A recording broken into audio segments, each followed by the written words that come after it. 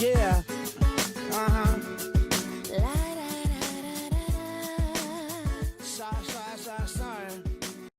Olá, o nosso grupo preparou uma videoaula sobre a segunda lei da termodinâmica.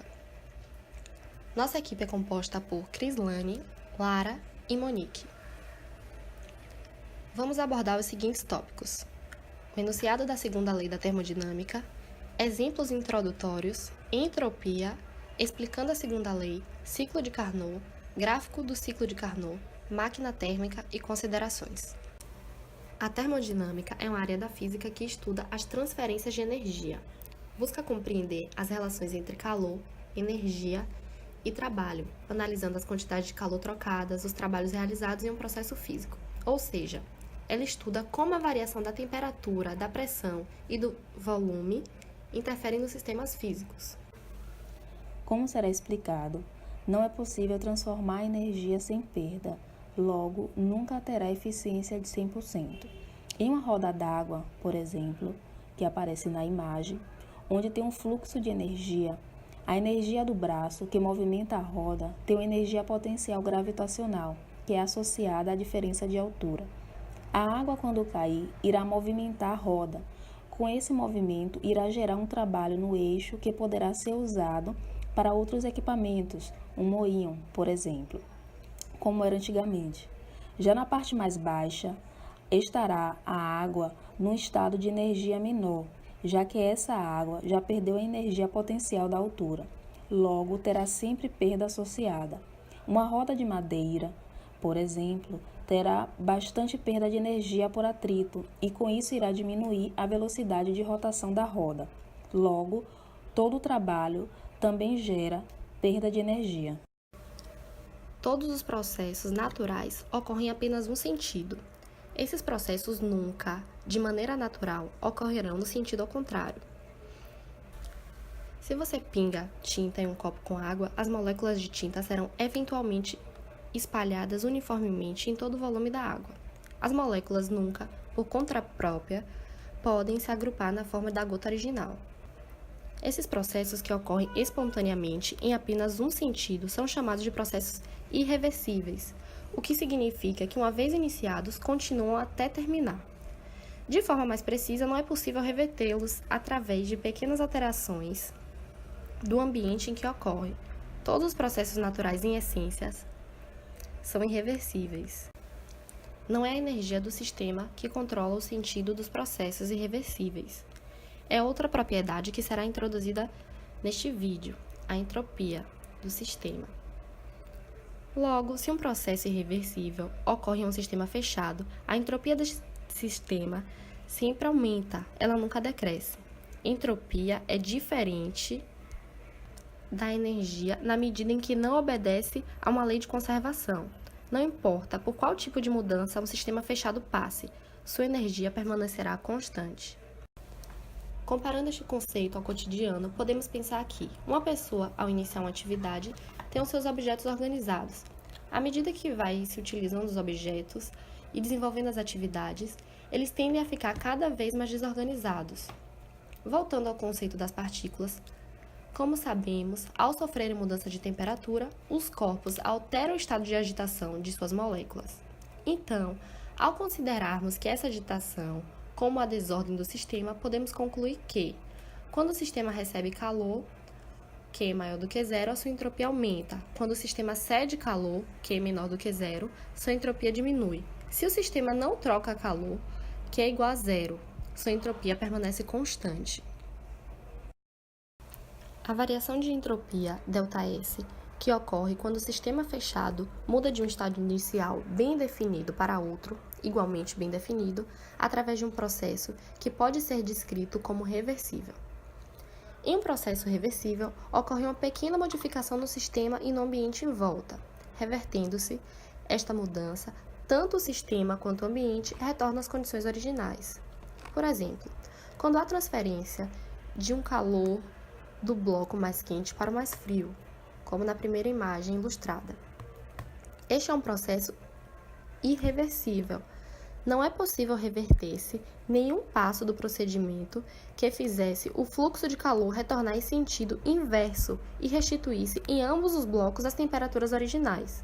Por outro lado, considere que se um pedaço de metal sobre uma chapa aquecida, como ilustra na segunda imagem, a uma temperatura T, se essa temperatura for elevada de uma pequena quantidade dT para uma pequena quantidade de calor dQ será transferida da chapa para o bloco.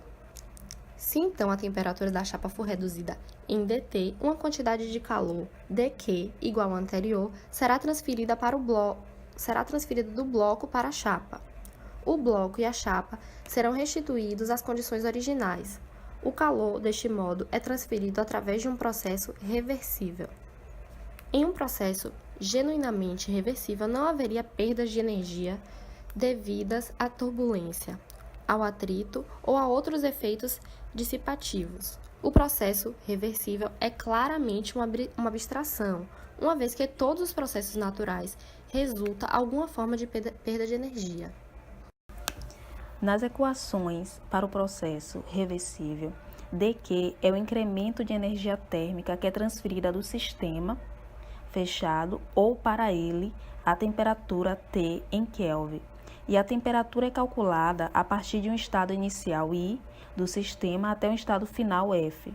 O calor transferido e a temperatura em que se dá esta transferência são muito importantes na definição de variação de entropia.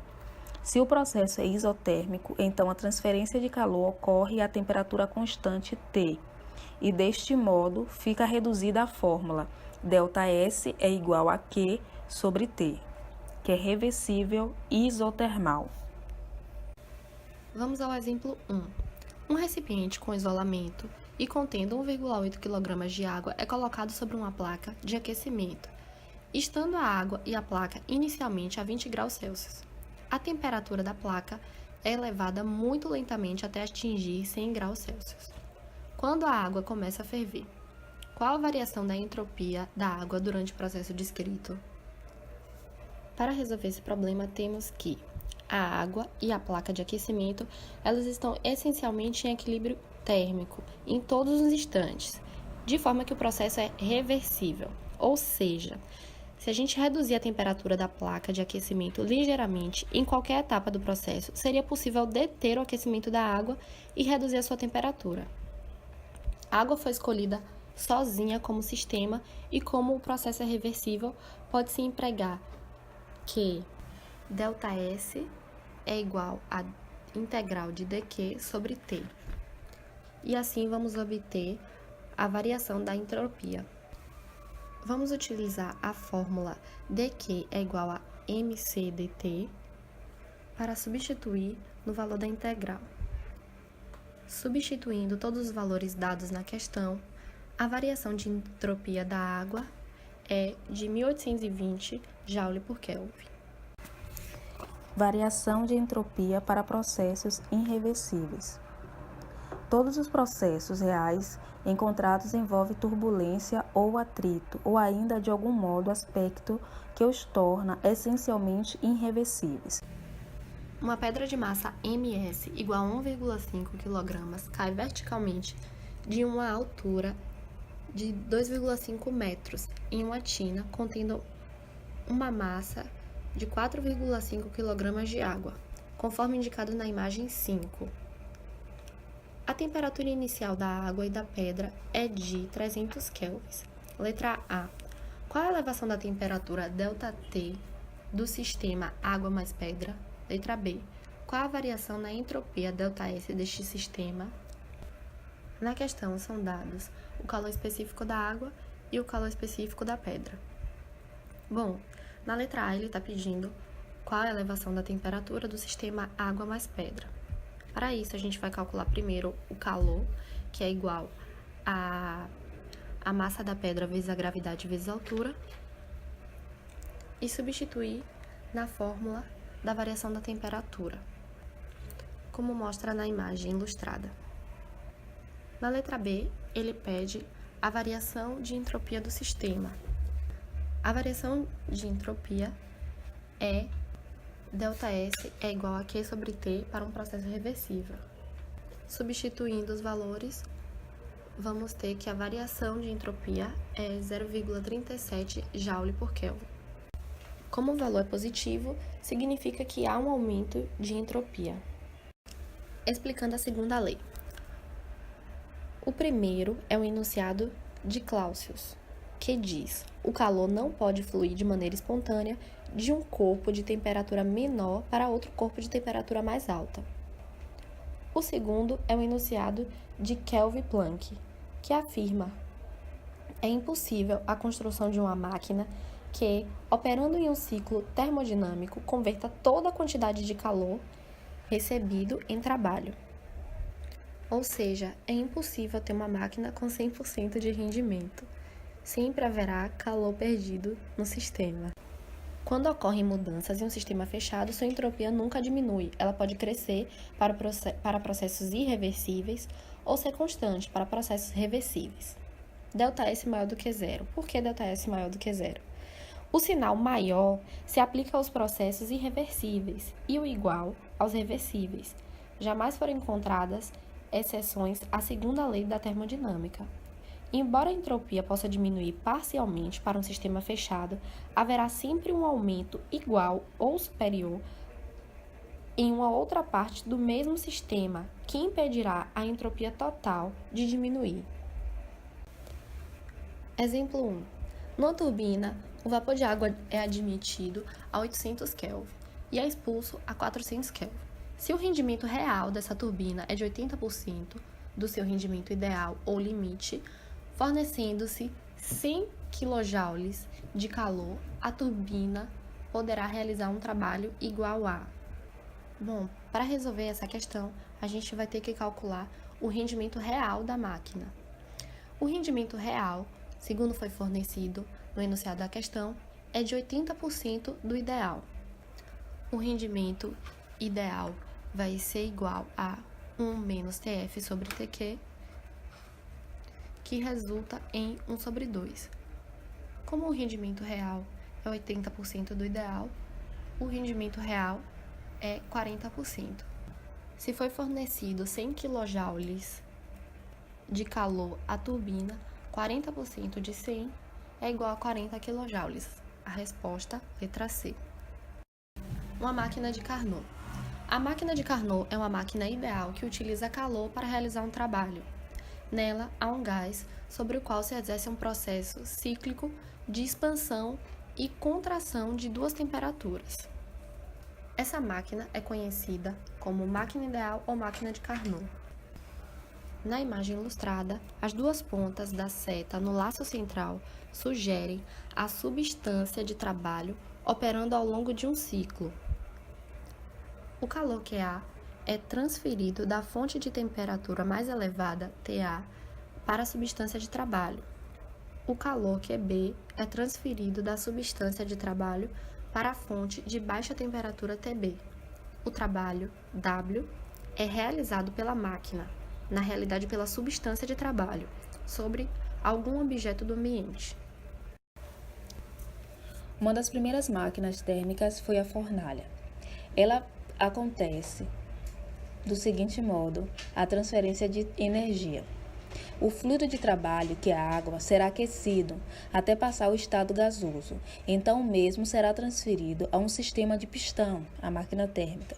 O calor irá transformado em trabalho mecânico que fará girar a roda. Isso acontecerá do seguinte modo: o pistão irá se mover, nessa situação, para cima e para baixo.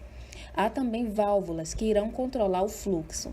Depois de gerar o trabalho que fez movimentar a roda, o vapor, na continuação do sistema, irá ser encaminhado para trocador de calor, o condensador. E esse condensador será a fonte fria, onde terá resfriamento do fluido, que irá passar para o estado líquido e irá voltar para o sistema. Quando fala de ciclo, o estado final será igual ao inicial, portanto. Considere uma máquina ideal realizando o ciclo de Carnot, e essa máquina realiza um trabalho de 200 Joule. Existe uma fonte quente que fornece calor para a máquina e uma fonte fria para a qual a máquina rejeita calor. Determine. Letra A. O rendimento da máquina. Rendimento é igual a 1 menos T1 sobre T2. Substituindo na fórmula, vamos obter que o rendimento é igual a 40%. Não podemos esquecer em utilizar as temperaturas sempre em Kelvin. Letra B. A quantidade de calor rejeitado pela fonte quente para a máquina. Vamos utilizar a fórmula de trabalho, que é igual a rendimento vezes quantidade de calor. Isolando quantidade de calor e substituindo pelo valor encontrado no rendimento na letra A, vamos obter que quantidade de calor é igual a 5.000 joules. Letra C. Qual foi a quantidade de calor que a máquina rejeitou para a fonte fria? A quantidade de calor que a máquina rejeitou, vamos considerar Q2. Temos que Q1 é igual a trabalho mais Q2. Isolando Q2, que é o que a gente quer saber, vamos obter 3.000 joules. Ciclo de Carnot. Para que a energia não esteja sempre a aumentar, imaginemos no caso de uma máquina, é preciso que em determinado momento ela volte ao seu estado inicial e reinicie o processo. O processo é assim, cíclico.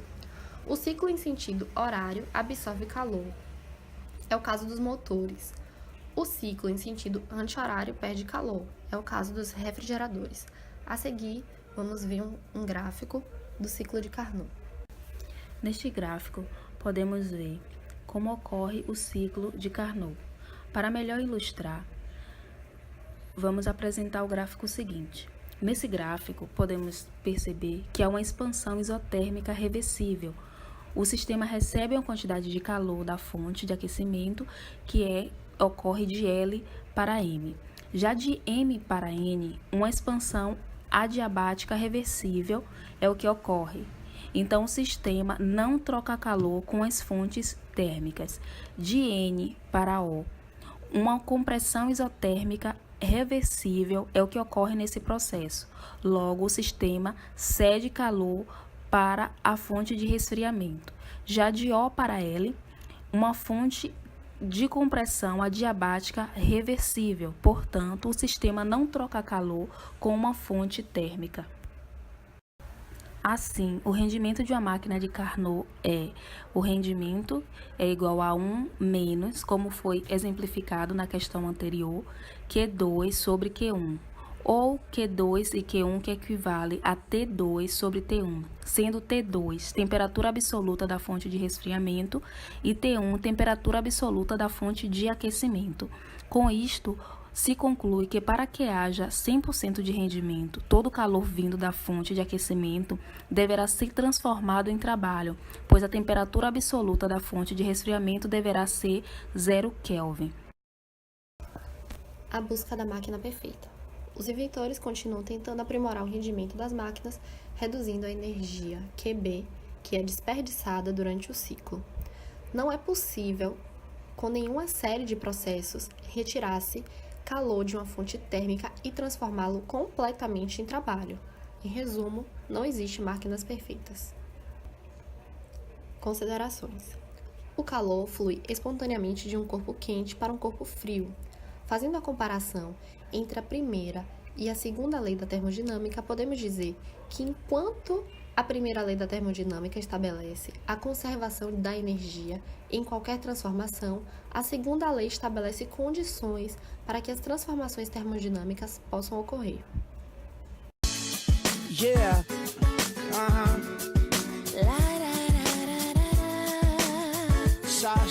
Sorry. Hey, baby, my nose is getting big. I know this will be growing when I be telling the fibs. Now, you said your trust is getting weaker, probably cause my lies just started getting deeper. And the reason for my confession is that I learned my lesson, and I really think you ought to know the truth. Because I lied and I cheated and I lied a little.